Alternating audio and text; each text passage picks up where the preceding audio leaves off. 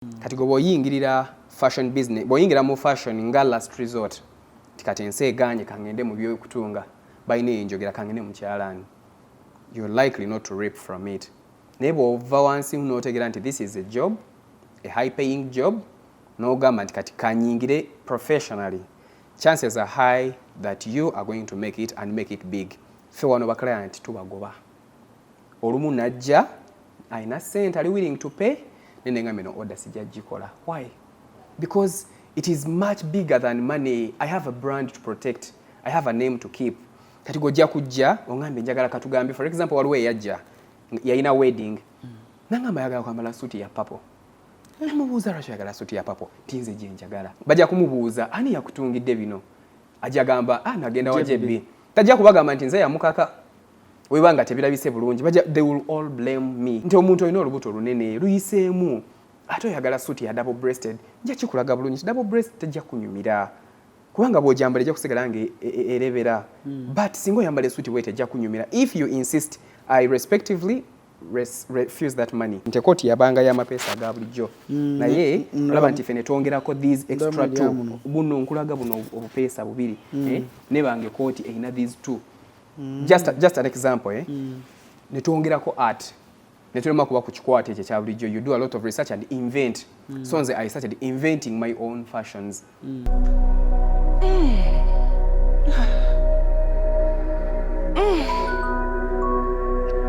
Zino ze bayita batya? Modern tiles. Onoonya tiles ez'omutindo nga mpangazi ezitasiiwuuka nga ne design yazo ya njawulo nnyo. Funa Modern Tiles. Modern Tiles. Kale, nyongera okwaniza ku Bukuto CRUZ exclusive ALLANCRUZ gemanya nyongera okwaniza ko najo sinzidde okubanga otulabira. Webale nnyo, webalire ddala oba oli awo naffe tujja kwongera okubanga tukuweereza bulungi nnyo nga tuleeta abantu abalina content alimu ensa oba bakugamba ebintu ebirimu ensa oba bagamba ebintu ebikwongerako mu bulamu bwo obwa bulijjo. CRUZ exclusive teroleeta ba businessmen, women, ladies, abakyala, abaami ab'enjawulo. Ndwawo nnyo okuleeta omuntu wano ku show nga talina kyakugattako wabula ng'akutoolako ndeeta omuntu ng'oba oli awo mu mbeera mwe tuli asobola okuba ng'alina ebigambo by'agamba n'otegeera n'ofunamu embeera n'esigala ng'ate etambulira ddala bulungi nnyo. Ku mukutu guno oba we wakatwegattako olunaku olwaliro baguyita CRUZ exclusive, teweerabira kusubscribinga, teweerabira kusharinga programu eno bw'enaaba ekunyumidde. Tuli proudly powered by Modern Tiles, abagamba nti tiles ennungi zoyinza okuba ng'ate okozesa nga ozimba ennyumba yo oba ozimba ekizimbe kyonna. Modern Tiles ze ziriko mu nsangi zino mu kibuga Kampala, buli omu z'akozesa ate okwo kw'otadde ne bannaffe aba Winslow Luxury Apartments bagamba eggalugaawo osobola okugenda n'owumulirawokko obulamu ne buba nga butambulira ddala bulungi nnyo. Airbnb ebisulo birungi nnyo, buli kimu kya mulembe, bakikoze bulungi. Abalina emmotoka ekupikinga ku airport gwagala okuva e Bulaaya ogende straight ate baliraanye ekkubo okuva ku Winslow okutuuka Entebbe ku kisaawe si wala n'akamu n'akeddagala. Bannaffe abamogo smartphone loans bagamba nti osobola okuba ng'ate ofuna loan ey'omwana okudda ku ssomero so nga osobola okuba ne bodaboda oba kadi y'emmotoka n'ogenda n'ogiwaayo n'oba ng'ate bakufunira loan n'oba ng'ate ozzayo abaana ku masomero oba n'omaliriza ekizibu kyonna ky'olina oba si kyo ky'oyinza okuba nga weetaaza essimu wabula nga ssente teziwera osobola okubayitako abamogo smartphone loans. Osobola okugenda ku maduuka ga Tecno, Infinix ne Itel ate nga bakuweerako ne data wa Airtel ajja kuggyako ye essimu gye bajja okuwa ogisasula mpola mpola. Essimu eyinza okuba yakadde kamu n'ekitundu, osobola okuba ng'osooka n'owaayo emitwalo nga 6 ezisigadde n'ojja ng'oziwa mu installments naye ng'ate essimu bw'ogikozesa ebintu ne biba nga bitambulira ddala bulungi nnyo. Olunaku olwaleero oyinza okundaba nga nnyumye oba nga nfaanana bulungi oba nga nkufaananidde bulungi, akamwenyumwenyu nkalaba ku ttama era oyinza okubaawo ng'oga wow, I never knew this guy could look this smart. Munnange nno olunaku olwaleero mpise wano ewa Jebbi ate mumulaba ku TikTok awo nga kwegamba ekintu ky'okwambala n'okubuulira abasajja okwambala obulungi aze akikoonako nnyo ku nfunda eziwera y'omwami omu gwe nsibidde ku TikTok ng'asiba agamba abasajja n'abavubuka banaye mwambale bulungi banaye be smart era mu vidiyo ze okumulaba nga tali smart banaye vidiyo eyinza okuba teyauploadingibwanga wabula olunaku olwaliro bwe nzize wano nga tugenda kukola naye nagamba Allan abantu kabasalewo kankwambaze b'abantu basalewo CRUZ afaanana atya CRUZ asobola kufaanana atya ne mukyala wange gyali naye atunula agambe bulijjo omwami ono asobola okufaanana bw'ati lwaki bulijjo afuluma bw'ati mu nnyumba so Jebbi njagala okusooka okwebaza nti olina look gy'ompadde olina ekifaananyi ky'ompadde oba oli awo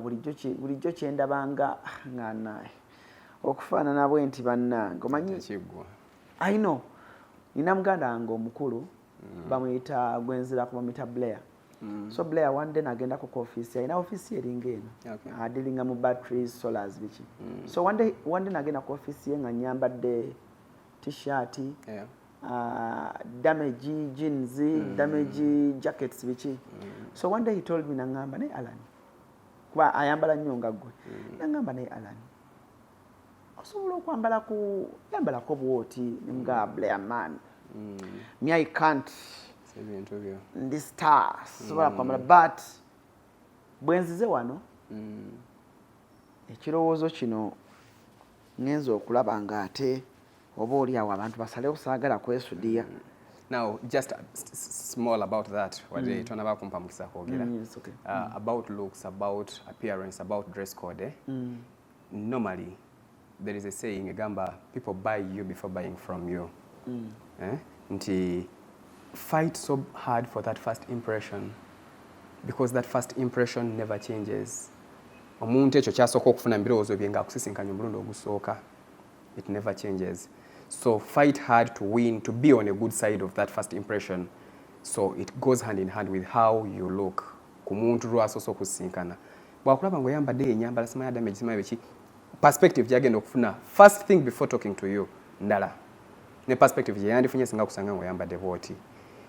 Si kibi kwambala mu nyambala ya casual wear, ffenna tubyambaddeko tubyambala, but as we grow, nga betukula era kirungi era gwe muvubuka laba this podcast, this interview, please mwami Kyagulanyi Bobi Wine yayimba nagamba nyumira obuvubuka abo nga nayo kimanyi obukadde busemberera, so that enjoy your youth nawe byonna bikole naye oyina stage gyogenda tukawuka nga tebikyetaagisa nga wokikola mu luzungu kiyita fixation ng'olabika ng'omuntu ali mu fixation, omusajja ali mu myaka 4 naye ayambadde bidamage ebisaati biyulise ng'olabika ng'omuntu atabikola mu myaka emituufu. So do it now, but still as you do it, be civil, like be organized, fight so hard for that first impression. It means a lot. It means a lot. And dress code is hand in hand with first impression.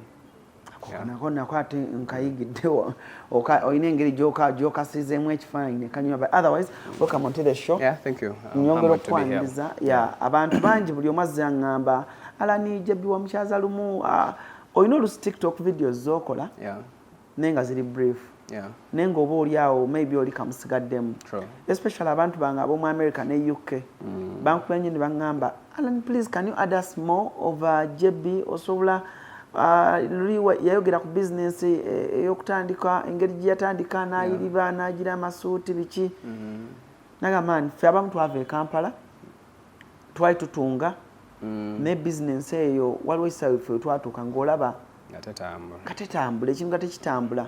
Sometimes you sit here e Bungereza oba mu America n'ogamba oba n'olaba Jebbi nga ali successful n'ogamba oba did I make a wrong decision of coming here, oba singa nagumiikirizaako oba singa kati ab'emisolo bagikola batya.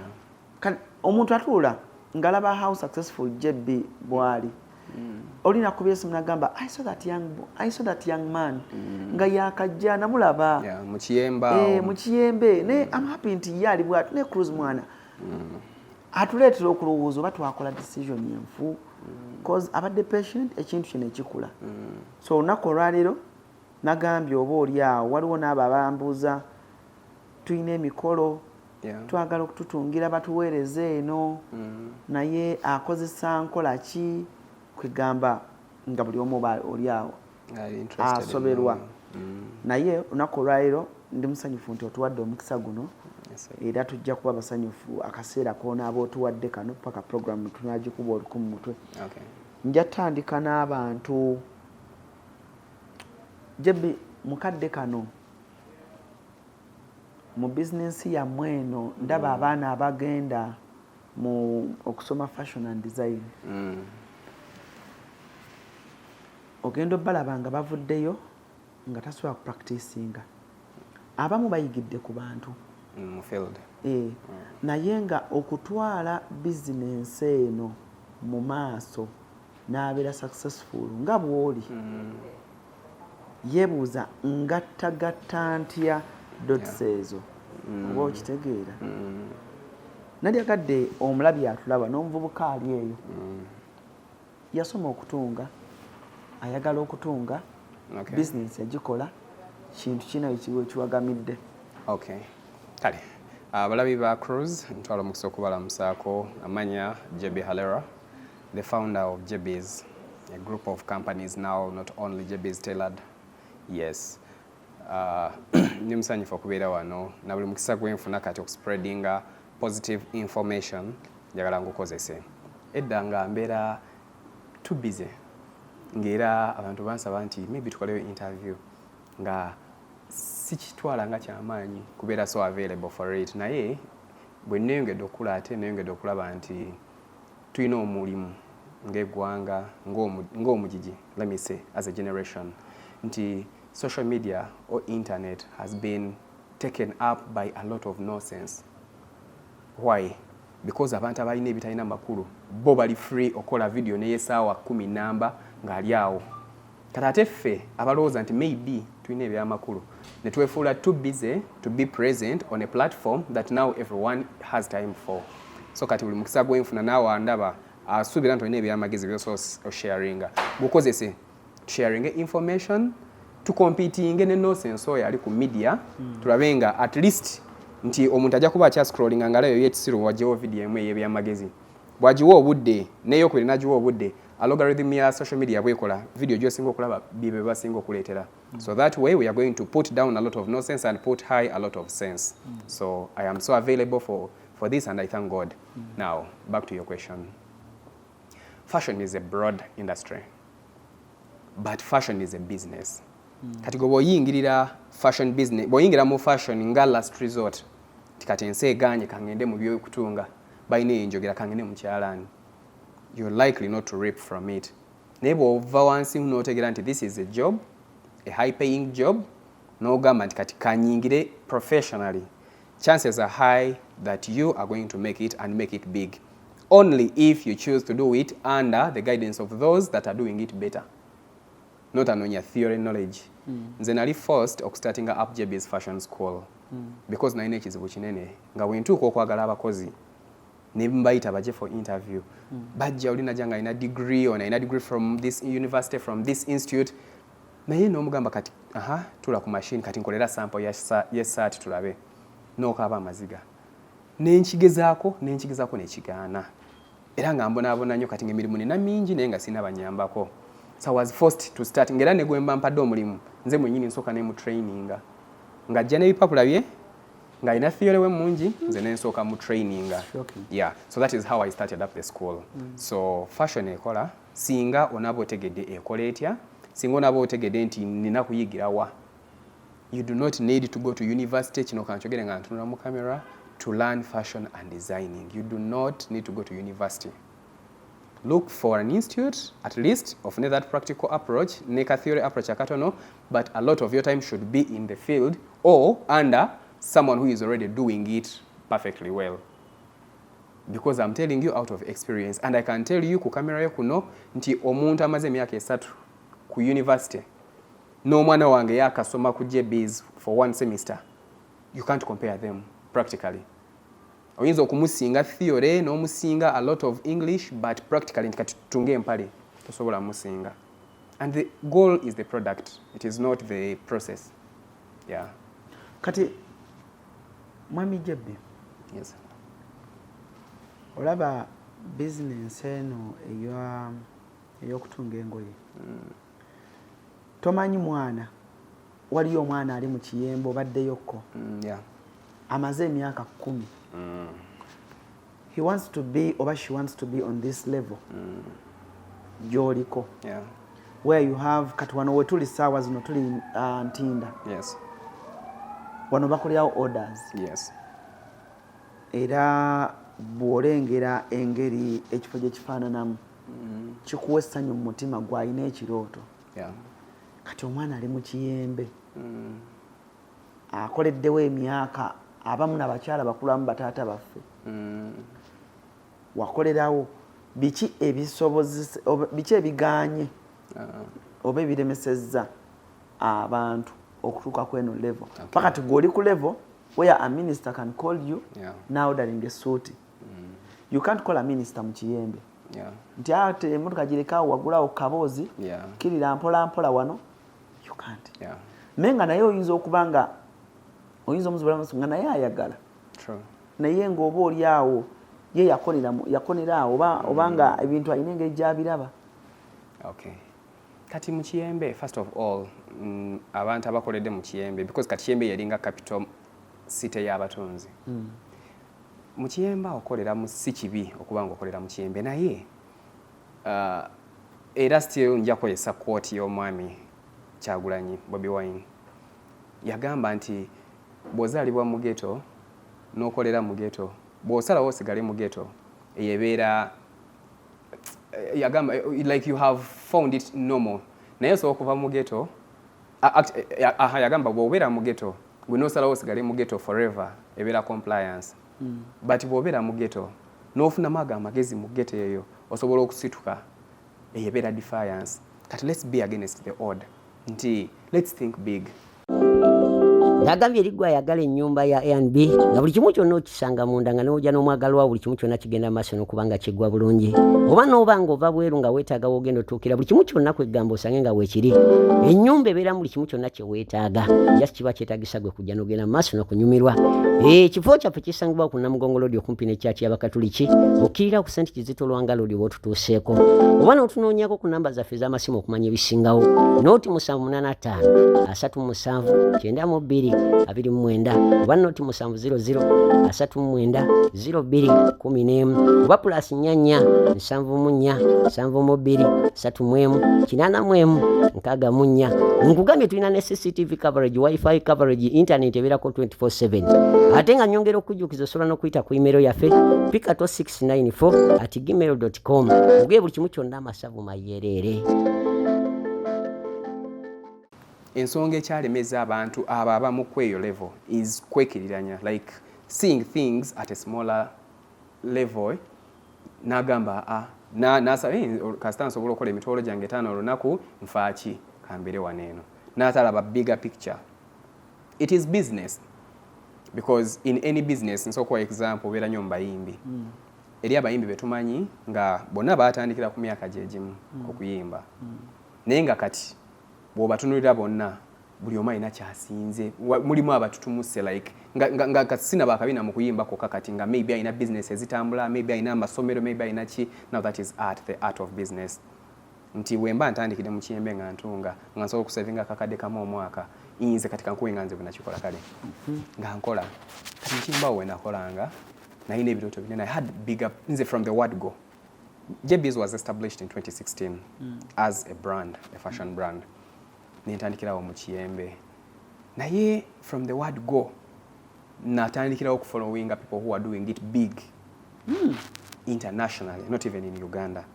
Nengoberera aba Yomi Casuals, nengoberera aba Ask Oki, nengoberera abani big things. Nenkola bakikola batya. Ate nga bw'olaba ffe tulina talent. Let me tell you, Uganda is talented with people abalina skills. Uganda is equipped with people abalina skills. Abana mwe bali mu kiyembe omwo nga asobola okukola n'olugoye olusinga olwangu okunyuma. Let me tell you.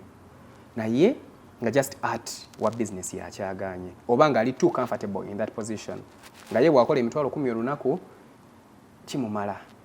So that is one of the reasons why most of them are stuck there. Secondly, balema okugirabanga business ne basigala mu eyo enkola eyedda nti omutunzi omwolugoye ojja kulubanja emyezi 3 nga talumalanga omutunzi bwe nti omutunzi kino.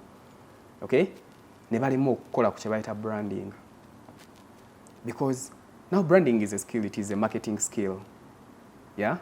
So nebalema kumanya, how can I brand myself? How can I make my things look very different? What new thing can I add?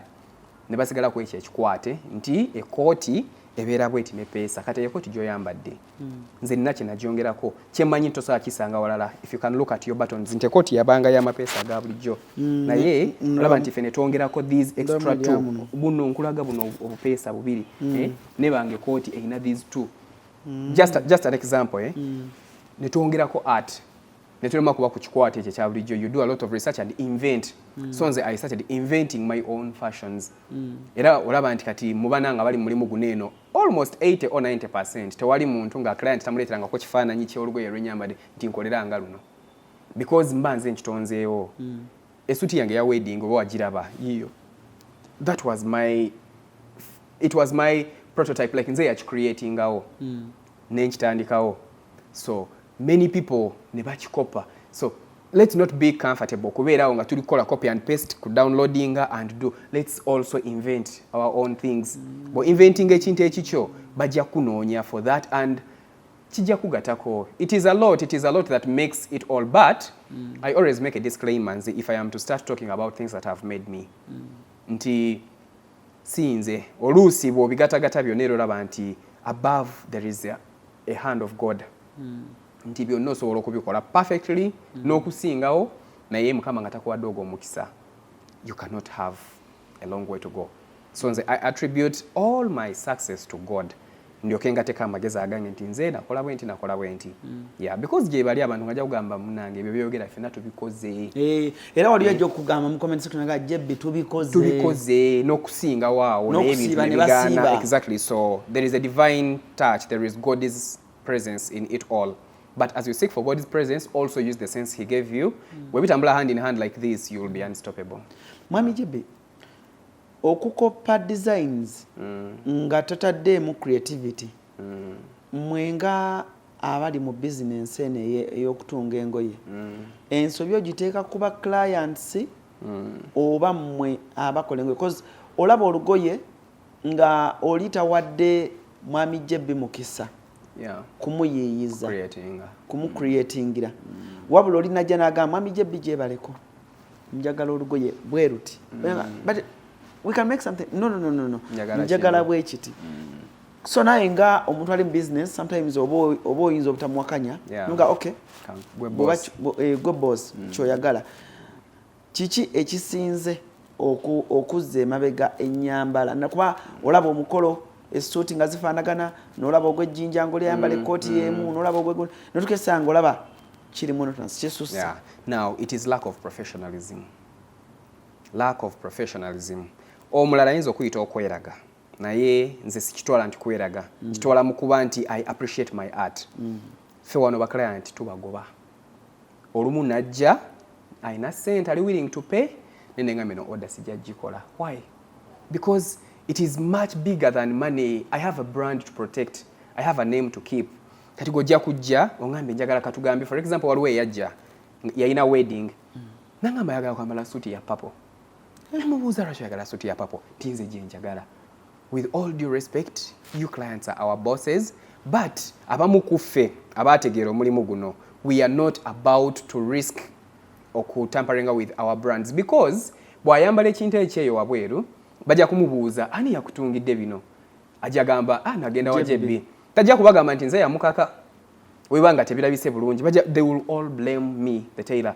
So nze I am at a level where if I advise n'okigaana nga gwe oli kwekyo nti omuntu olina olubuto lunene luyiseemu ate oyagala suti ya double breasted nja kikulaga bulungi double breast tejja kunyumira kubanga bw'ojambala ejja kusigala nga erebera but singa oyambala esuti bwe tejja kunyumira. If you insist I respectively refuse that money.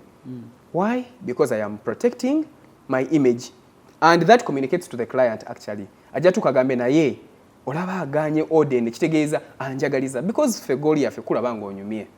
Bw'oyambala CRUZ n'ofuluma wano ng'onyumye you're my billboard. Bw'oyambala n'ofuluma nga tonyumye yenna gw'onaagamba nti Jebbe yantungidde oyo nja kuba muluuzi nze.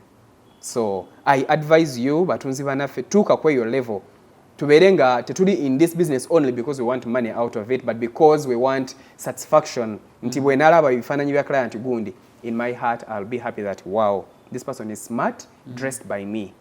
Yes, so that is the way I've done it. Otherwise clients are funny, clients can dictate, but nze waliwo extent gyentuuka ne ngamba nedda ogwo mulimu gunnemye. Take an example, najja leero waliwo abajja ng'olwaleero nakugamba eno order njagala nkya. Aze ne ssente order njagala nkya, naye nga mu mutima gwo ddala okimanyi tosobola olugoye nalufuna enkya. Please, ezo sente zireke okume erinnya lyo onatunga n'agamba no ojagala nkya osogifuna enkya. Kati beebo kati mukupa kukooko mwokolera engoye zitanyumye mopanikingira mwokoleza substandard and you're killing your own brand. So let's teach these clients bategeere nti wenjagala olugoye nina okujja 2-3 weeks before, bwenjagala gundi nti kala bwezi tize zisinga okunyumira omuntu omuddugavu, kala bwezi zinyumira omuntu omweru. Let's share with them nti bwajja tumumanyise nga bw'otayinza genda mu ddwaliro notandika okuyigiriza dokita nti empiso yagala jinkuba wano kabina nedda jinkube ku kisambi, nze wano wenjagala ku kisambi. Okay, tojja kikola because of respecting omulimu gwe agutegeera. So never client tubayigirize okurespecting ekyo kye tukola. Nze I have achieved it. Era client ajja wano ng'amanyi nti 80% they are going to go with my advice. Yes. So gwekyo kikutambuza. Kintambuza nnyo. And after it all yali akayana akomawo n'ebifaananyi n'essimu nga kwebaza webale kiri kye wangamba okola tekyanyuma nnyo. That is satisfaction. Awo mba musanyufu ngamba olaba. Yes. Creating business nga kubati ndi unakorairo ndi ku business ya mweyoka oba abantu abali mu field ya mweyoka. I've seen ladies, I've seen men, I've seen abavubuka bangi ngoli agamba olaba mwana okutandika ngawo bajjebbi osana okwewola sente nyingi olina okubanga like bo omusolo bajja kuongeza birimu mwana physics mungi katatawo bajjebbi balina sente. What did you look at? Watunulira ki? Wanga abamu batunulira naga mwana bwe nagazi ya business yange eno nengamba nti kati nfunye entinde ekizimbe wendi nga jebbi bwali yuwala ejja kunyongeza omusolo bakulabanga abalina sente kakati ate ne capital kati jebbi ayinza okuba alina ye yamuwa nga ye yeewola. Gwe watunulira otya okutandika okugamba nti kati kangaziwe? Okay, now in business omanyi business eno eringa emmotoka nti bw'oyingira mu mmotoka aweetaage koona era ejja kulaga nti wano olina okuweta tojja kugitambuza straight. Kati in business otuuka kati your clients dictate how you should serve them. Nti kati clients bange abajja bwentandika out of 10 clients bensavinze olunaku 8 bonna complaining nze ku kya parking. Nti 8 bonna naye mutereze parking naye nga parking esumbwa naye nga parking nze ne banziba amataala naye nga you know naye wano nga twenyiga nnyo. So wuliriza nnyo amaloboozi g'aba clients, pay a lot of attention to reviews, they will give you direction. Kati nze my clientele gave me direction. Baklianti bange abo bandaga nti tebali comfortable ne ku Equatorial General. Equatorial yali nungi simanyi bwe wajjayoko but it was a very good office. Naye nga bangamba wano mu kibuga wakati tubonaabona parking abamu tebamanyi kuvugira mu kibuga mu jaamu oyo biki lwaki tofuna ekifo ffe tujja kujja. Bwe nakikola nekikola but another thing ng'okyaliwo oli awo soka onyweze nnyo to the extent that a client will be forced to look for you ne bw'osenguka n'ogenda ejjinja nga tajja kutungisa lugoye nga tazzeewo. Kikolerere, it is a process. Nti soko omusatisfying beyond reasonable doubt amanye nti gwe ku byabalala ekyo kyanjawulo. Nze manye abantu nga waba tasalidde enviri ku saluuni gundi tomunyumiza saluuni ndala. Nange personally nyamukwano gwange ava ebugolobi n'agenda ku UK Mall because oyo omuntu amaze okumpangula. So kati wangule emitima gy'abo baklients baffe abo awulire nga kati yo family yo one nga wakozesa olugoye awalala ne weerwa lunyumye lutya ta feeling nti anyumye. So work hard for that. Secondly, oyogede ku cha loans na biki ogamba nti okwewola nti ki. You see, it is a process in life, really. It is a process. Now compare example kugwe mwenyini interviewer wange. And I am sure wadde si kikakasa but nkakasa wadde saliyo naye nkikakasa. I am very sure nti watandikira podcast zino eza CRUZ exclusives wali okozesa maybe simu kituufu nova ku simu nodda ku camera type emu n'ogivako kati oli ku Canon eyo type eyo it is a process. The only problem is that we want to start big. Mwami Kakiika kyo yayogedde n'agamba nti obuzibu abasinze abakola business bwe tusanze twagadde okutandikira gye tulina omumalira. That is a very big statement. Because bw'otandikira gy'olina omumalira oba osikipinze bingi ate birina okushapinga okunywereza eno gy'olina omumalira. Nze eno gye natandikira bingi it has been a long journey. I have picked a lot that has kept me here wendi wano so njagala omumalira but so far wendi si wabi nebaza Katonda. But when nayitirawo nawona zezo pillars ezimpaniridde wano wendi. You get? So please take your due steps. Don't panic. You're not too late. Webanga mu plani zo toina plani ya kufa mu myaka 3 ena. Then do your work. Take your steps. If it means taking 1 year to acquire that extra skill, acquiring ejja kuyambako ngoma zo tuuka eyo gy'owulira gy'oyagala okutuuka olowooze nti okikubye. Yeah. Would you advise, okay, era ku ekyo kyennyini would you advise okwewola getting a loan to grow bigger? Getting a loan, yes, that is only if you have financial discipline. Getting a loan is not a bad thing. Okwewola si kubi. Naye bwewola nga toyina discipline mu bintu bya finances, you will regret it for the rest of your life. Kubanga loan zino zimekinza abantu bangi nze bemmanyiiko naye ate zisudde n'abalala bangi bemmanyiiko. Kati ku muntu starting nti otandika butandisi, I do not advise you to get a loan. But ku muntu atambuzaako business notegera bwetamba nti kati ku level gye ndiko ekizibu kyendabye kya material nti material gwe tulina wano mu Kiyembe quality si nnungi. Naye bakasitoma balina bangi kati njala kwongera ku mutindo ne kangende neewole ngende Dubai ndetemu material wange owakabi nyongere okusupplyinga ba clients bange bulungi. That is a good idea. Naye okwewola okustartinga, that is the problem. So soko takule obeko wotuuka. Oyo weewole nga maybe oyongera mu kintu kyotegedde bwe kikola ng'okitegedde bwe kikola. Abalala beewola ne bibakolera nga yeewoze for the first time n'akola business nga bw'omanyi business. It is a gamble. Zaala kuteeba Katonda n'akuteramu omukisa n'etambula oba n'egaana. Yeah. Naye I do not advise okwewola when you're only going to start. Yeah. Waliwo yambuuza n'aŋŋamba Mami Jebbi mubuuze bwe manjagala kutandika business y'okukolera abantu engoye ninatandika na byalaani ki? Kuba ye mu video zo ayina ekika ky'ebyalaani byalaba. N'agamba kyogamba nsobola okukola essuuti ennungi nga zaakola nga nina kyakusamba oba specifically nafuna byamasannyalaze simanyi bika byalaani birala naye yaŋŋamba waliwo byalaani byalina eby'omulembe ebyo. Kakati waliwo ebika by'emmotoka, waliwo manual, waliwo automatic. Abavugako manual ebiseera ebyedda mulimu abamu boosanga n'akugamba omusajja ovuga otya automatic naye bagamba if you don't want to change with change, change will change you. So ensi ekyuka tosobola kusigala nga you're using the 20th century solutions in the 21st century.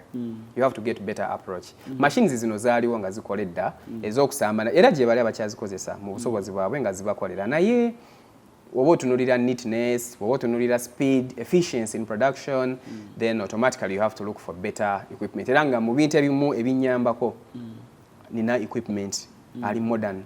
Nina machine eziri computerized. Eziri modern, ezina auto functions, zesalire wuzi, zikola reverse lock biki za bay, but as you grow olabanga demand yo kati okugisustaininga you have to have extra equipment. Nti kati tukyali ku machines neno nti eri wano nentwana kati nze ndikulowooza kuleeta robots. I am thinking about importing a robotic machine. Nga yo njiteekawo nenji programming ku computer nenjiwa measurements ne stitching with control of a professional tailor of course. Naye zangu ya twagala tu competing n'abo abantu nti omukyayina akola empale nange njikole nga yeeyo nga toyina kyowakana because bo balina a lot of equipment, you know. Yeah, so invest in equipment. Kyonna ekintu ekikola sente olina kyongera mu sente. Nga kyakusamba nange nsobola otuuka ku Osobola, why not? Olina ekyalani ky'okusamba but difference ekyalani ky'okusamba kiri mitwalo nga 34. Ekyalani eky'amasannyalaze kiri ku mitwalo 9 ku miliyoni emu. Kikolerere, set that target okikolerere. Bw'oba kye kikwanguyira, I don't know, but in production tosobola kukola ngoye nga 3 ng'okozesa ekyalani ekyo no compete nga mwena bawadde engoye 3 nga nze ntudde ku ya masannyalaze nga gotudde ku ya manual tosobola kunsinga speed however much you want. Yeah, so if you want to be efficient and cleaner, neatness, then of course you have to get modern equipment. And that applies in all businesses, not only in fashion. Wonna buli kika kya business kyoli muntu oba oli mu videography, toyinza gamba nti olina Canon eno, omuntu alina gundi endala nti oba iPhone olina iPhone 13 Pro Max, nzina iPhone 16 Pro Max, fena tosuubira tusofuna ekifaananyi kyekimu, it cannot be. Yeah, so you have to invest in your equipment, of course. Oli muzadde alina abaana ab'obuwala. Yeah. Ate ng'era olina n'essomero. Yes. Ate ng'omulimu guno oba oliawo gusinze nnyo okwettanirwa abaana ab'obuwala newankubadde oba oliawo mulimu abaana abalenzi abajja ogusoma. You're director of a school. Kitegeeza sometimes weenyigira mu mirimu egyo tutera okulaba vidiyo ng'obyenyigiramu. Ng'oyogera n'abazadde abaana bano bwe baba balonda koosi y'okutunga gwaba receiving abaana bano bajja na kifaananyi ki era ozudde ki? Okay. Kati ekisooka kya byonna abaana bano bajja nga bamanyi ebintu byangu nti ngenda kuyiga mangu nnyo ngende koosi zaffe za mwaka naye omwana ajja n'agamba nze ndi mugezi nnyo mu myezi 6 nja kuba mbitegedde naye in the process of course nze mba nkimanyi nti tosobola mu myezi n'omwaka gwonna gugenda okugwa nga byonna tobimazeeyo.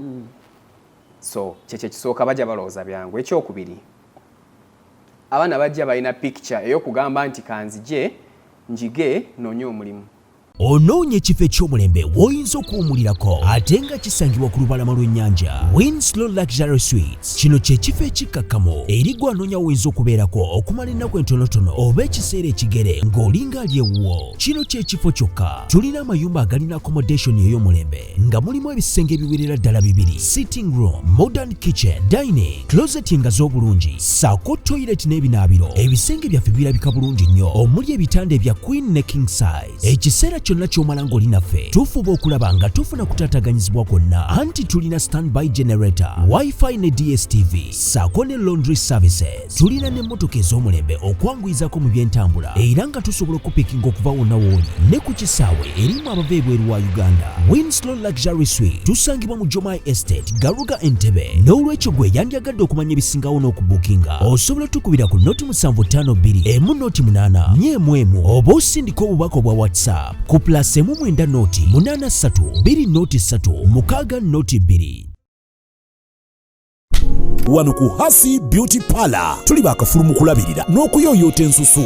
Tukola facial ne tukupepeta ka face ne kawawera nga aka baby. Tusiba n'okola enviiri mu buli musono songa mu kukola pedicure ne manicure tuwekansa. Tusala enviiri mu buli musono ate bwe kituuka mu kukola makeup tetumanyiyo mulala. Tuli muyenga ku Tank Hill Road okulira na Italian supermarket mu basement. Essimu tuli ku noti 726 682 953.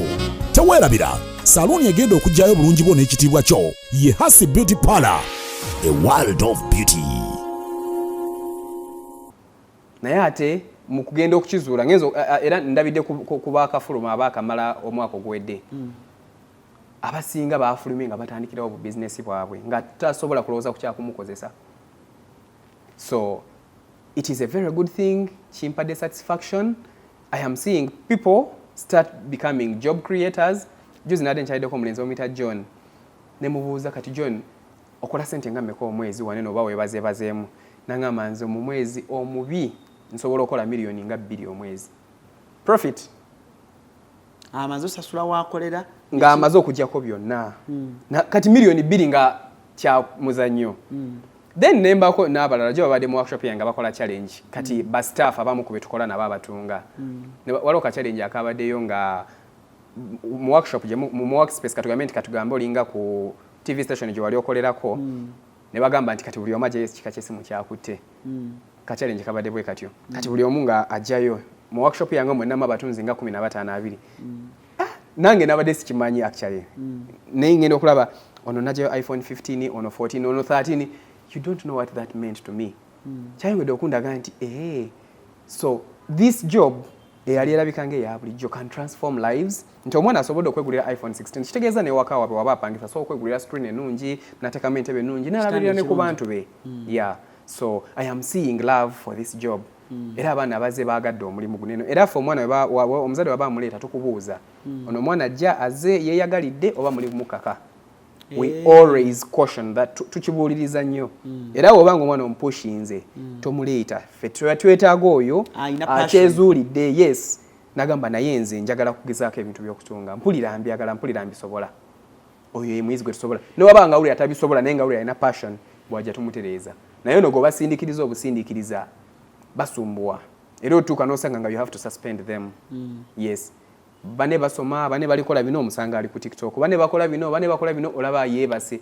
ogamba olaba nga akumenya oyo ne tumwesonyiwa ate nga surprisingly abayizi bafe abasinga bawala okyogeddeko and I want my men of this generation to wake up Alan abasajja twebaseemuko njagala nkuwe task business makers omanyi ku social media is thriving of recent ngamba yo business 5 mu mutwego oyinza obutanzira mu kati gwe interview naye gwe alaba video eno fumintiriza amolowooze nti ku TikTok bwotambula how many business owners do you know I can tell you that 70% z'abakyala why abakyala bano twali tubanyoma mu bintu by'emirimu naye kati we bagezaako and women are people who are productive nti we basalawo abakyala bali determined wabasazewo okola ekintu so tusuddeyo nnyo abasajja tubikamiza a bit relaxed kyovala abakazi batandisa ate okutakinga on roles zaffe nga abasajja nosanga omukazi owakanga ye musajja because to relaxinze nnyo so ne wano mu fashion abakyala bagiyingidde nnyo mu bintu by'abasajja ate anti bagaba bya kikazi omusajja tatunga no that is not true gwe kigenderere nnyo olabe buli mukazi ayingidde mu mulimu gwe bagambanga nti gwa abasajja ali ku excellinga ne waba mukazi nga civil engineer they are super clean okitegeera ne waba mukazi nga katugambe musirikale olabanga amaanyi ge bateekamu ganjawulo so abakyala I salute you wano ku JBs 70% tulina bakyala ate nga bali kusoma kola ngoye z'abaami nze kinsanyusa I am seeing a woken up generation yeah mu market ya fashion wetwogera mukadde kano oli yandigambye nti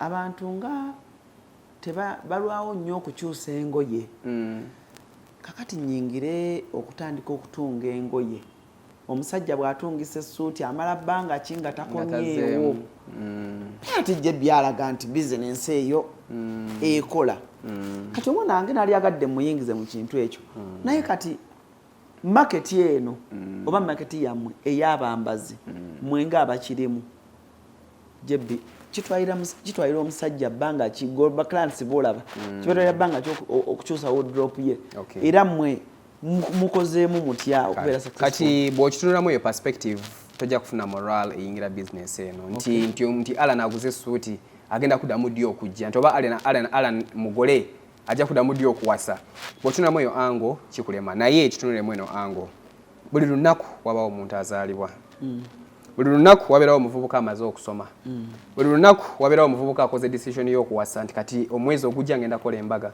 buli lunaku wabeerawo omuntu anoonya omulimu omupya nga yeetaaga essuuti buli lunaku wabawo omuntu afunye omulimu omupya nga alina okukyusa wardrobe ye kirabiremu eyo ango oleme kukirabira ku ango y'ono omu gw'osaavinze kirabiremu eyo perspective nti buli lunaku wabawo omuvubuka agraduatinga agenda ograduatinga makerero obewa ajja kwetaaga gawuni oba suuti awo ojja kukiraba nti demand terigwawo because buli lunaku omuntu azaalibwa era buli lunaku omuntu akula so bw'okirabamu eyo angle it will forever be that way so kubanga eriyo omuntu ayinza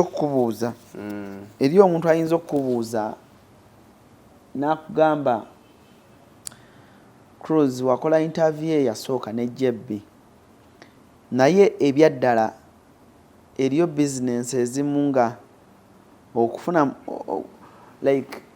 okufuna mukwano gwo pakati business simanyi gwe bwatandika naye fe mikwano abamu tegisupportinze okitegeera nti mukwano gwo naakola omukolo naye ne suuti natagigulaako okitegeera kati n'ogamba kati ani anampagira okitegeera gwe wali otandika wabalira ku mikwano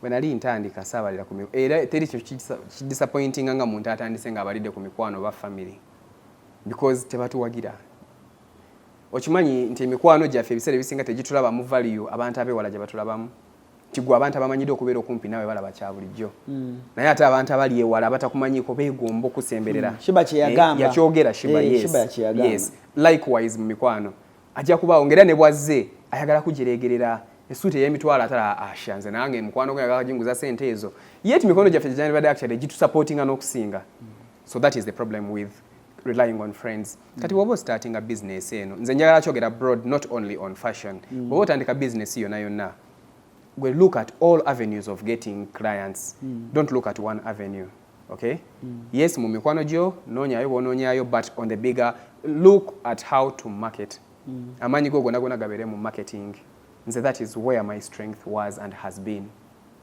na marketing I did it all nakola ebintu ebyenjawulo to push my brand but nasoka kukola nze nga nze okutereeza nze my picture was my own billboard era ebifaananyi byonna byabanga byange bewalabanga ku peji zange bewalabanga nga kizibu nnyo client okujja n'awakana otherwise abalala ensobi gye mukoza bali mu same business you download photos n'otekayo abazungu n'otekayo bano omuntu alina that confidence naye client wajja ne muwa magazine ngere ebifaananyi byange 30 talina kyabuuza kirala kisingakaawo really ajja kulabirawo olaba yeye mwennyini andaga era nze office yange ogiraba that is me everywhere so omuntu aba alina confidence already agamba era bwolaba waneno kano ka video olaba nti ebisinga bantu bange main ba clients benkozeeko nange mwennyini yeah so I didn't rely on friends and I don't ask you to rely on friends they will disappoint you tandika business do it the right way push it market it and wait for clients to come in of course if the work is good they will come in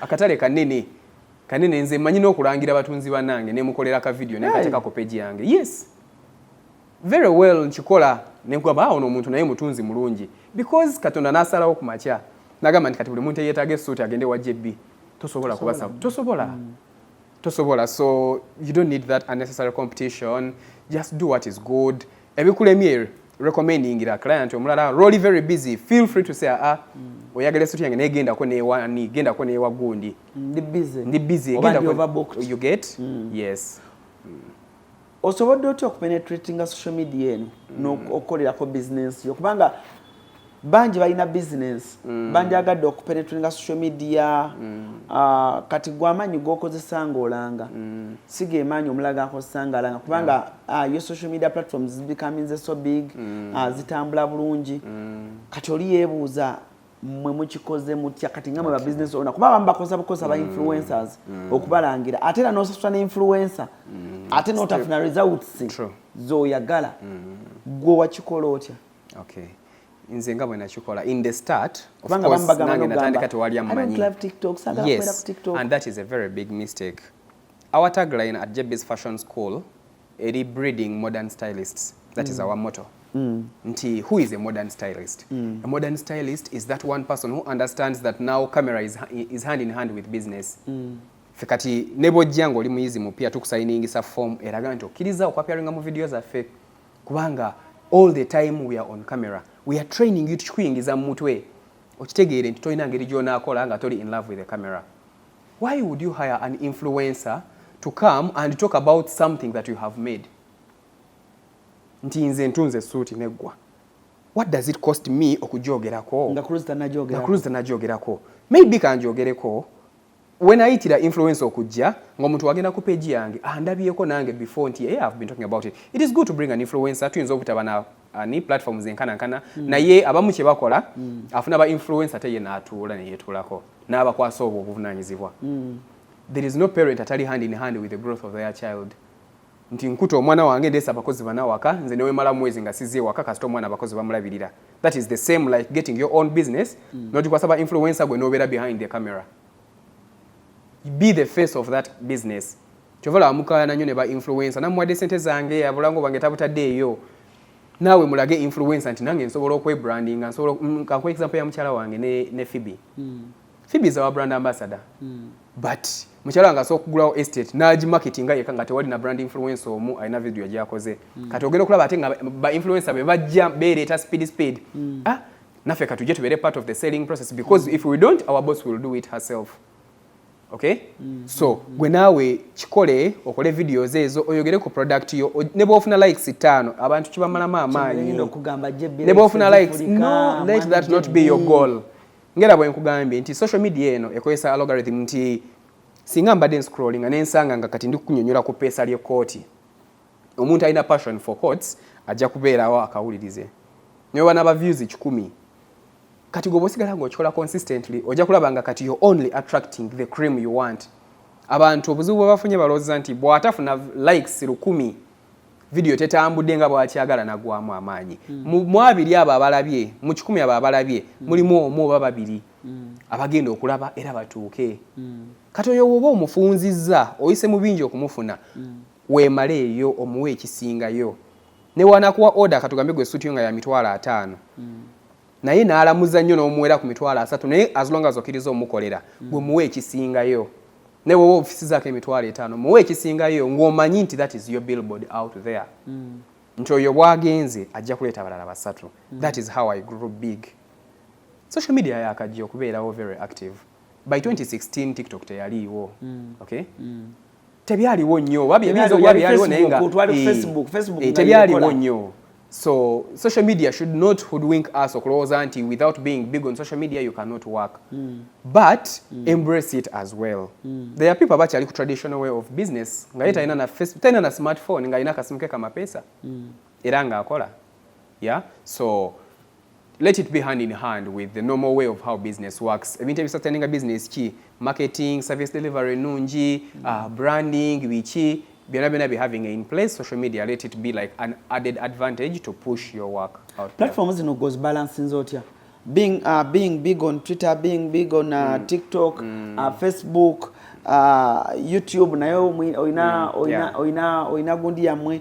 So kintu ki challenge nene nnyo eri ba business owners nti oli agamba kati bajje do they sponsor these pages? Have they worked so hard? If they have worked so hard, chiche bakoze feche tutasobola kola. Oli omusanga nga akugamba CRUZ wala social media yannema wala yennemye biganye. Bintu ya media birimu omukisa. Guwa kikola otya? Birimu omukisa. Abantu basobola okusiima era waliwo enjogera nti gundi baamuzira. Nga ne bwakola ki baamuzira. It happens. Ekyo kiri kyaba asimanyi Katonda yamanyi. Yasalawo n'agamba nti maybe but still it goes back to what kind of content you're putting up there. Okay? What kind of things you're doing on that platform. Tojja kuba muntu abeerawo okubuukira buli omu gwavuma gundi gwayomba ne gundi gwakola kino bwoti osuubire nti ate enkya bw'onaatekayo olugoye lw'otunda. People are already biased. Already bajja kuba baakukyawa nga tebanabona kumanya byokola. Wootukira okuleeta byokola nga the previous videos tezimuwa moral ejja. Olaba social media eno okimanyi eri abantu abagula ku muntu nga ne byakola si birungi but because bamwagadde bamusiimye. Oli n'avaayo ne bamuwagira because of sympathy. Nja kuwa example y'omuyimba omu bamukuba oluyi. Bamukuba oluyi public neewulira nga you know they are sympathetic. Why would you slap a fellow man? N'alanga ekivulu. Najjuza n'akola records. They didn't support him because he had many songs kuba teyana na nyimba nyingi by that time. But because it was sympathy. So bintu birimu omukisa tomanya birimu omukisa neremezaako kigere kiremereko. But ekintu ekisinga obukulu bw'oba omanyi Katonda ng'oli muntu akkiririza mu Katonda regardless of your religion, these things are hand in hand with your spiritual path. Nti ojja kera ku makya osabe Katonda nti Katonda mpa omukisa gw'abakasitoma, mpa omukisa abantu banjagale, naye ng'ate bodde emabega ebintu by'okola nga singa oba otudde face to face ne Katonda kati gwe oyagala nkuwe bino nga bino byonkolera gwe. So tutambule bulungi amakubo gaffe with God. Let's fight hard to win that favor. Because yo teyina weeva ne bw'oleeta ba influencer 1,000 ne bw'okola interviews 1,000 ne bw'okola ki without that favor that is God given toyina lugendo. Nalina mukwano gwange omwe eyalaba wali okola video nga oba mwami ki erinnya ligenze w'amaanyi wali omwambaza nga olaga essuuti ye bagitwala mukwano gwange omu n'ambuuza naŋŋamba naye jebbi bo bafuna batya contacts be batungira baminisita abantu b'amaanyi mu ggwanga oli alina embaga agamba nogenda ewa jebbi kati okupenetratinga that market ey'aba VVIPs noba penetratinga ng'ogamba nga bw'ogamba VVIP n'omugamba jebbi agenda kulesoga yeah that one is like onaga man kati bweyo market mugiyingidde mutya kubanga eyo market oluusi teri ku TikTok, they are not so much on social media. Kati mwetunze mutya mweyo market. Okay, eyo market teri ku social media, teri ku TikTok, but there are many ways really. Abantu betukolako benyini nti gwe oyinza okuba nga toli VVIP nojjanga client naye ku mukolo gwo ne kujjako VVIP mu bagenyi n'akulaba n'alaba essuuti gy'oyambadde kyova nkugambye nti buli client nze mulabanga brand ate nze buli client mulabanga VVIP because that is buli client gwenfuna I take time to give them the best kubanga simanyi muntu ki simanyi mikwano gye egiriwa simanyi saako ze ziri mu bantu ki. That is how we've got actually those people. Yes, okunyoma kuno kubi client n'ayingira gwe n'omu naye n'omalaga mukolera. Yes, mukasya kano kankwanjulye mami gadgets abakola emiramu education gadgets zonna mu Uganda balina tablets z'abaana zonna mu bikanga Samusanga Apple Origimo ate nga balina n'esina keyboard balina ebimotoka by'abaana ebimundu essaawa bags z'abaana bottles container ng'ogasseko ne building blocks balina headsets z'abaana balina smart watch zonna ate nga ziri origino balina wireless charger ate nga basisinkanibwa wali ku Pioneer Mall edduka li PA11 ate ng'osobola bakubira ku 0703-69-69-04 gambye ekikwasagana ne education gadgets zonna oyina kwekwata mami gadgets kubanga yasinga. Kati nze client yenajja wano muwe ekisingayo kyemmanyi nti kino nsobola okukiwa ne waba president nga ze nampa order. That is how I do. I do not judge. I serve the best. Nendaba nga kinkolera. Bwentyo bwe nkikola. And another thing, social media still jogambi, it is hard kata wali muntu atali ku social media, I'm telling you. 90% wonna bali ku social media okwo. So singa okera ku makya mukama n'akuwa ssente n'ogagawala nnyo kika kya motoka kikyonyinza okwagala ogula. Naye njagala emotoka gye bayita Vanguard Toyota. Njagala nnyo. Okay. Kale right now kubanga mukaseera kano nze ngambye singa mukama kuwa ssente n'okikuba nnyo kati nga ssente si buzibu bwo. Motoka kigyonyinza ovuga. Range Rover Sport oba Range Rover whatever. Good. Lwaki? Kubanga Range Rover nanyini Range Rover akikoleredde okumakinga sure nti omuntu watuuka kati nga alina watuuse mu status mu bulamu ajja kunoonya Range Rover alekewo Toyota ajja kunoonya Benz alekewo Kia or whatever. Kati naffe tukikoleredde munange. This brand JBs we have sacrificed, we have endured. Tumanyiddwa. Oli ku social media you have seen people criticize, you have seen people blackmail, you have seen people nga batuwayirizako bi story. Nze recently kankyogere ku interview kuno. Recently omuntu yavayo n'akola story about me.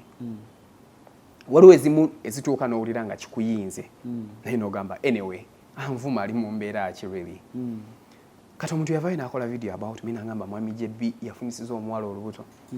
Omuwala gwe yafunisiza olubuto tumumanyi, tulina ebifaananyi, tulina audio, tulina evidence yonna nga mwami JB kituufu yabikoze. Omuntu omu n'andaga video eyo nesikamu ng'omuntu nga wait a minute, is there another copy of me? I'm trying to show you the extent of abuse to enduring ku media kuneeno. Naye I couldn't come out nti ne defending, I can't. Abantu batuvuma, abantu batulumba, naye you cannot be in wars. Kati mwami Silver Kyagulanyi yangamba gwetegeera you're on media to do what? To sell, not to fight wars. Nentegeera nentekawo deaf ear ne mukyala wange tugamba kati now all the rest is background noise. As long as I'm selling, as long as I'm seeing progress, whenever wayiriza. So we sacrifice a lot. I'm just trying to show you the effort we put in to keep these names, to keep this high. otherwise nange nandibadde nvayo nenkola video nonvuma nenkuvuma norwana nenwana naye I have put myself in a certain position to show you that I'm different from you. I'm not attracted to your noise whatsoever. Yeah, so that is how we are. And by doing so, a certain group of people in society have loved that. Nagamba mwami gundi mumulaba. Even in all this asirika omuntu najja nakuwagira because of that. Nti webale butayombesa abantu bano.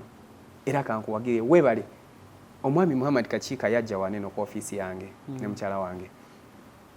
Yatukubira simu. Nagamba njagala kujamba labe. Ebiseera bye waliwo bi story ebyaliwo about us blah blah blah. Nangamba nzize wano okola videos namwe only to show the public that muli bantu ba mugaso. Do you know how humbling that was? Naye ebyo byonna tubikoleredde. We have worked hard, we have kept ourselves from, you know, ebintu ebyekisirusiru, and by so doing we have attracted that kind of community. Yaba abantu abalina same mindset ngaffe, and it has helped us in business automatically. Okay, finally nga tumaliza program yaffe ey'olunaku olwaleero, siyinza butakwebaza ku Pastor Muto ne Junior nti omulimu gwokoze indeed muli mulungi nnyo. Era abantu abasinga omanyi olusu bw'oba okola ekintu ng'okijja ku mutima ate mbaamu oli agamba nti abakikola bafunireko gundi bakikola bakole bwe bati nga si kyangu naye nga si kyangu because n'amasomero ge balimu malungi ddala. So njagala okutuusa okwebaza wamu n'abo abatulaba abalala abasiima. Omanyi Uganda erimu abantu bangi abasiima ne balaba ekirungi tebakomenti nga teboogera but obalaba physically ng'oli akusanze n'agamba obambi weebale. Naye nga tumaliriza, osobodde otya okuddukanya business because eno business yo yeetaaga obwongo bungi ng'omusajja, oyina wano, oyina essomero, oyina family, oyina real estates, naye ate n'amaka n'oba ng'ogakwasaganya bulungi. Oba oli awo abasajja abamu kibalemye okukola n'osanga ng'amaka gamufuddeko either n'agamba oba kansigaze business kubanga mwana buli omu yamanyi engeri gye yakola ki. Okay. Now, these are going to be my closing remarks. The Bible says, era katika njogera eri gwe omusajja oba omuvubuka atanawasa oba yena business person ng'oli musajja, I'm talking to you. The Bible says, he that finds a woman or a wife finds a good thing and obtains favor from God. Nze eyo verse njagala nnyo era njigamba nnyo abantu. When you find a woman, you have found a good thing, but not only a good thing, you've obtained favor from God. Interview yange oba ogiraba yeetoolodde ku favor. Tutwanirire nnyo favor eyo. Kati omaze otandikawo business eyo, olina omukyalo oyo. How are you going to get that favor to help you even in your day-to-day life success and everything? Oyisiza otyo your partner wo, oyisiza otyo your girlfriend or whatever. Biki byokola behind her back? Those are the things ebimu ku bikyakusibiddemu eyo embeera. I am telling you. Simanyi lwaki naye Katonda alina engeri gye ya protecting ekintu ekyo nti when your wife is not kneeling down on their knees to pray for you a genuine prayer, trust me, you're doomed. Abantu abo baliko omukisa. I have tested it, I have seen it. Nti mukyala wo ebiseera ebisinga singa afukamira n'akuteekako omukono gwe n'akusabira kizibu ekyo ekintu obutayitamu. Ngera bwe bagamba nti omukyala singa akuwabula nti naye ogenda olwo naye togendawo, balinamu that thing in them, balinamu that, they are multipliers. Nga bw'omugenda ne weebaka naye enkya n'akuwa omwana. They are multipliers by nature. So please tereeza amakaago. Nsobodde ntya okukuuma amaka gange ekyo bwe nakitegeera. Nentegeera where my source of favor is, because the Bible has told me after finding a woman I am obtaining favor, meaning my source of favor is in my wife. Nensalawo mwagale bulungi, mulabirire bulungi, muwe essanyu so that afukamira nansinikire gye emikisa gimpiseewo. Yeah. Results nziraba. Ate nkyagaliza nnyo buli omu. Nkyagaliza nnyo buli omu. Lastly, secondly, about nkuumye ntya family na biki. Ng'omusajja, I am a student of my father. tata wange bintu bingi bye yakola ebirungi naye ate alinamu ekibi kye yakola ekimu kye yafa kyaye ng'akinkuutira. Tata wange yali musajja mugagga. Rest in peace, General Bahati, the late. A very rich man. Naye n'awasa abakyala bangi. Kati mu nnaku ze zonna ezaasembayo yamala obudde bungi nga ntuuza nga mbuulirira. Naawe kankikugambe wano, maybe kiri kuyamba. Yagamba mu bulamu bw'ensi eno yagala nnyo Katonda. Ekyokubiri yagala nnyo ssente. Ekyokusatu abakazi sitaani. Abakazi not omukazi. Nangamba tokolanga ensobi n'ofuna more than one woman. Otherwise you will be doomed. Singa basuka mu omu ne bafuuka bangi, it is going to be one army against your progress. Singa owasa abakazi abasuka mu omu. Mu ddiini endala mu basiraamu simanyi nnyo their belief mu bo oba kibakolera oba tekibakolera, but nze ndikugamba in my Christian belief. Please marry one woman and work together. Work together. Mutegeere principality ya after understanding that to become one tewali kukukuta. Tewali byagamba nti nze ndi mukazi kasente kange tekakola kintu mugata amaanyi. Mugata amaanyi webanga business idea mutule mugiteeseeko. Business y'omukyala webange laakinga gifiweringe. Business y'omwami webange ngelaakinga ng'omukyala osobola gifiweringe mugata amaanyi mukolere wamu. That combination is unstoppable. Yeah. Kale. Ebigambo ebyo bibadde birungi nnyo. Comment section eyo nkulu nnyo singa mba oyina kyoyagala boba show yaffe naddako ongamba bwoba ogenza okola mwami Jebi mutubuulize ekintu kino. Nali agadde ompere ku namba eri abantu bange ab'omu diaspora abaagala obakolera emirimu. Simanyi oba delivery tugikola via DHL. Yeah. We deliver worldwide now with DHL of course, but at your cost. Yes. So contact zaffe zibeerawo ku profiles zaffe ku bio zonna. Our WhatsApp number yaffe it is 0700 74 24 69. That is our business line. 0700 74 24 69. For any inquiries about JB's or JB's Fashion School, reach out. Social media platforms are at JB's Tailored, and I am open to you. You can as always come through. Maybe with one or would day get sharing, even if it is not business. Yes, because katoni meetings on it already on my business, but of recent I feel like I have a lot, even and I feel like I have a lot to share. Wow. I am going to share as much as I can because I am seeing people who are doing it. I am seeing people who are doing it. So people who are doing it the right way, no manual limit, because sometimes these things can be used against us. So no manual limit yonti kino kyogera kino tekyogera. So njagala nnyo abantu abalina ebintu ebyamakulu tubiteeke nnyo out there to compete with these people who have succeeded in making people fall in love with no sense.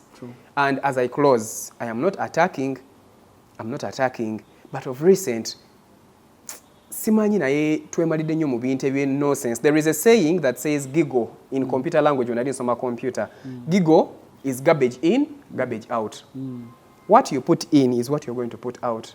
So bavubuka banange, look at bantu kibe tuli okugoberera. Live zikize tuliko. Nolaba abaana, nolaba live ng'erimu over 10, 20, 30k views. Naye nga tewali kintu kiri constructive kye bali kwogerako. Bali mu absolute no sense. Please, mu abantu Katonda ba blessings and platforms, let's contribute towards the growth of our society. Let's bring sensible topics. Tulete ebintu eby'omulamwa. Tuleme kumalira maanyi mu no sense oyo, you know. Muwala kujja kubigula kabina akuwano nokola. You know, we have passed that. Tukirize ekyo tukiveeko tudde ku kirala. Singa tunagata amaanyi nga bavubuka. There is a lot we can do for our generation. There is a lot we can do for our country. Ne tuva kukabira bakulembeze nti batuyambye. Fenga fene twetandikamu omulimu. Ne tukola ebintu ebyamakulu. Nga bw'oyinza okuvayo n'okola campaign kati mungulireyo emmotoka. Abantu ne basonda milioni 10 ne bagulira emmotoka. Lowooza singa tugata amaanyi. Ne tugamba nti kati eddwaliro ly'emulago lyetaaga obutanda 50. Bumalawo milioni 2. N'okola live with your power, with your platform. Abantu ne bacontributing towards to that. Ne tugenda ne tubuteekayo ne babulaba. Enkya ne tugamba nti kino. Enkya ne tugamba nti amakubo gaffe tegali marked. Kati kyekolere singa government ebeetukkiriza oba nga tusabye olukusa. Tugambe nti kati amakubo g'omu kibuga gonna singa tugula langi tusobola ogamakinga. Kimalawo sente meka milioni 2. Ffe bannayuganda tusobola okukola ogwo omulimu ne tukikola. Kwegamba ensi yaffe ne twetandikira ffe okugitereeza without looking at leaders. If we put that energy, those numbers to work, There are many things we can do to transform our societies. Amen. Stay blessed. God bless you for God and my country. Esuti ya fetandikirako ya meko ba bei ya kutesa. Bei ya kutesa but averagely million averagely kati nga wennyumye wano mwami Jebbi kubedi ayinza okungamba nyamba zanga ALLANCRUZ yabadde nyamba de sente mika kubo nyamba zo okuva waggulu okuva waggulu paka 1 million. 1 million. That is our average starting price, yes. Kitegeza bwembayo n'omuzadde nga omwana wa ina prompate bichebyo omwana nga mulenzi million bamusayiziza okumuwa look eyakabye nnyo paka ku ngatto tie sati ngatto full look yes then waliwo abajja nga yagamba anze njala ko koti na mpale byokka oyo ne tumukolera but our standard average is 1 million and above. Wow. Ebifaananyi bankubira wano like for free? Is it for free? Yeah, you have a videographer here. Okay, so kale cheche chenjawulo nne ekiri ku Jebbi ntojja n'oyambala ne bakwocha ebifaananyi ne babikusindikira naye bw'obinsindikira namwe mpostingako bw'otukkiriza bw'akkiriza okay kale thank you so much. ALLANCRUZ gemanya program kansubire ebadde nnungi nnyo era ne kyekongeddeko nkoze ne Jose Extra Sharif Kimu Hogani Deki timu mbeera nanene nnyo okulaba nga tukutuusako wako omulungi oyo gwolaba ku screen yawo sagala kubanga ate nsukkako wano olunaku olwairo show yaffe y'olunaku olwairo ebadde proudly powered by Jebbi's Fashion waneeno entinda wetusinzidde ate ng'era baliraanye ne Info Trust beesige mu kyamataka okugula ettaka eddungi mbadde maze interview no nga sintumiddeko ku mukyala wange kubanga nze mukwano gwange mbadde siyinza butamuyisaawo banange mama Empress okusembayo kabadde kakodyo nkwagala nnyo mukyala wange omulungi. I love you very much. I thank you for the good work you're doing for this country. Juzi yabadde ne business master class. I am seeing women ready to make it. I am seeing abantu abali interested in acquiring knowledge. Twajuza Africana, we were overwhelmed. Yalanga to organizing abantu bidna bitano social media. Twabadde mu bantu over lunana. It was overwhelming. Ticket yali ya mitwalo 10, you can imagine. So we thank God. Mchala wange webali. Thank you. Mukama alikukozesa. Use your time properly. Use your time well. Sigala kumulamu and pay attention to what matters. Kale. Madam Miriam, nyongera okutumirako nange mu ngeri ey'enjawulo. Webali nnyo webali ddala kukola. Kansubire ekintu kitambulire ddala bulungi nga bwe naali agadde osobola okuba nga ate embeera eteerwa okomye otukwasaganya emirimu gyaffe gyonna naye nga sheeno bw'ogiraba nga kuliko Jebbi kitegeeza bamanya ne Info Trust gyeri emabega eyo saagala kubanga ate nsukkako wano olunaku olwaleero. ALLANCRUZ gemanya osobola okunfolenya ku mitimbagano egy'enjawulo wamu n'emizannyo gyange egyagenzanya ku social media eri eyamma Brighton genda olabeko sekamu bw'omala ojje CRUZ exclusive olabe ebyo ebisobola okuba nga ate bikwongerako. Saagala kusukkako wano olunaku olwaleero fonna musole bulungi mwerapo. Esimu kasiyakano kankwanjulye mami gadgetsi abakola emiramu education gadgetsi zonna mu Uganda balina tablets z'abaana zonna mu bikanga samusanga apo oligimo ate nga balina n'esina keyboard balina ebimotoka by'abaana ebimundu essaawa bagisi z'abaana bottles container ng'ogasseko ne building blocks balina headsets z'abaana balina smart watch zonna ate nga ziri oligino balina wireless charger ate nga basisinkanibwa wali ku Pioneer Mall edduka li PA11 ate ng'osobola bakubira ku 0703-69-69-04 gambye ekikwasagana ne education gadgets zonna oyina kwekwata mami gadgets kubanga yasinga. Wano ku Hasi Beauty Parlor tuli bakafulu mu kulabirira n'okuyoyota ensusu tukola facial ne tukupepeta ka face ne kawawera nga aka baby tusiba n'okola enviiri mu buli musono songa mu kukola pedicure ne manicure tuwekansa tusala enviiri mu buli musono ate bwe kituuka mu kukola makeup tetumanyiyo mulala. Tuli muyenga ku Tank Hill Road okulira na Italian supermarket mu basement. Esimu tuli ku noti 728682 teweerabira saluni egenda okujjayo bulungi bwo n'ekitiibwa kyo ye Hasi Beauty Parlor, a world of beauty.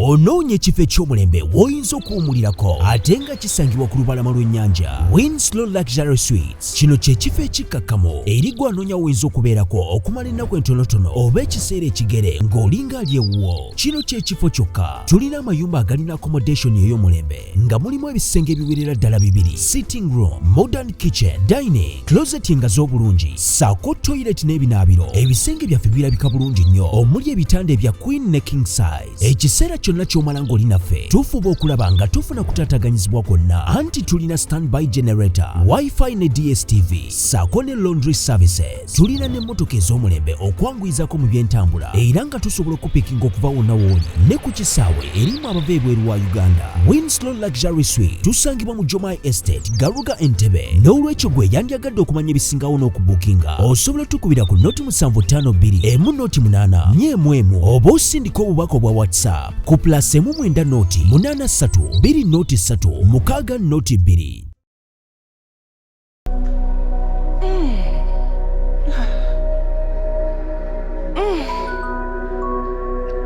What tiles are these?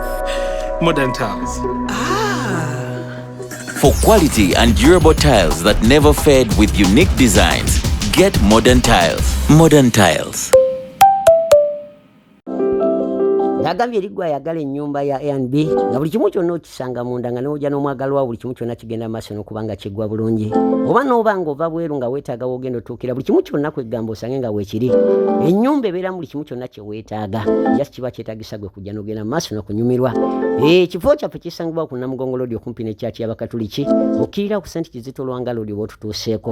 Oba n'otunoonyako ku namba zaffe ez'amasimu okumanya ebisingawo. Noti 785 37 92 29 oba noti 700 39 02 11 oba plus 4 74 72 31 81 64. Nkugambye tulina ne CCTV coverage, wifi coverage, internet ebeerako 24/7. Ate nga nyongera okujjukiza osobola n'okuyita ku email yaffe pikato694@gmail.com. Ogeye buli kimu kyonna amasavu mayerere.